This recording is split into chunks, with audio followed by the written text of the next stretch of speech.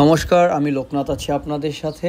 আজকে আপনাদের মাঝে একটি নতুন জায়গা এক্সপ্লোর করব। চলে এসেছি আমরা বিশ্ব সাহিত্য চর্চা কেন্দ্র বাতিঘরে। বাতিঘরটি মূলত অবস্থিত রাজধানীর বাংলা মোটরে।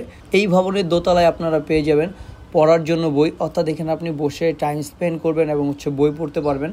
এখান থেকে আপনি বইটা কিনতে পাবেন না। দ্বিতীয়ত হচ্ছে এই ভবনেরই সপ্তম তলায় হচ্ছে লাইব্রেরি, যেটা হচ্ছে বাতিঘর নামে আপনারা সবাই জানেন। এই বাতিঘরে পেয়ে যাবেন কেনার জন্য বই, অর্থাৎ তাদের এই ভবনে বিশ্ব সাহিত্য চর্চা কেন্দ্রে দুইটা লাইব্রেরি আছে।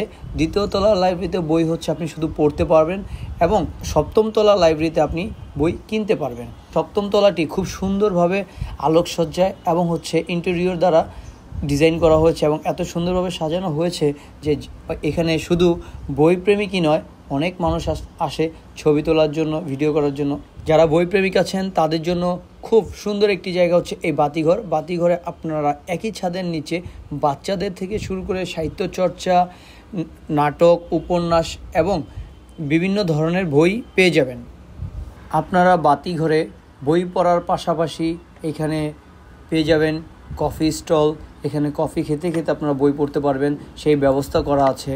চলেন আপনাদেরকে বাতিঘরটা পুরো দেখিয়ে নিয়ে আসি এবং পুরো বাতিঘরের যে পরিবেশটা আপনারা কত সুন্দর পরিবেশটা আপনাদের মাঝে একটু তুলে ধরি।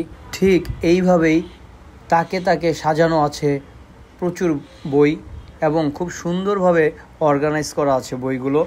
এই বাতিঘরে বাচ্চা থেকে শুরু করে সকল বই তো পাওয়া যায়, সেই সাথে যারা বইকে খুব ভালোবাসেন এবং বই পড়তে পছন্দ করেন তারা এই জায়গায় আসলে এক নিমিষেই তাদের মন ভালো হয়ে যাবে। এই তো দেখতে পাচ্ছেন, এটা তো হচ্ছে বাচ্চাদের জোন, এটা হচ্ছে চাইল্ড জোন বুক। মূলত বাতিঘরের ইন্টেরিয়রটি বিভিন্ন শিল্প চর্চার রূপরেখায় তুলে ধরা হয়েছে। তো খুবই সুন্দর ছিল লাইব্রেরিটি। আমার বাতিঘর খুবই পছন্দ হয়েছে এবং এখানের বইয়ের কালেকশনগুলো খুব ভালো লেগেছে। A to Z আপনি কি চান, কি ধরনের বই চান, সব এখানে পাওয়া যায়। তো এই ছিল আমার আজকের ভিডিও। নতুন কোনো ভিডিও নিয়ে দেখা হচ্ছে নতুন কোনো জায়গায় আপনাদের সাথে। সেই পর্যন্ত আমার সাথেই থাকুন। ধন্যবাদ সবাইকে।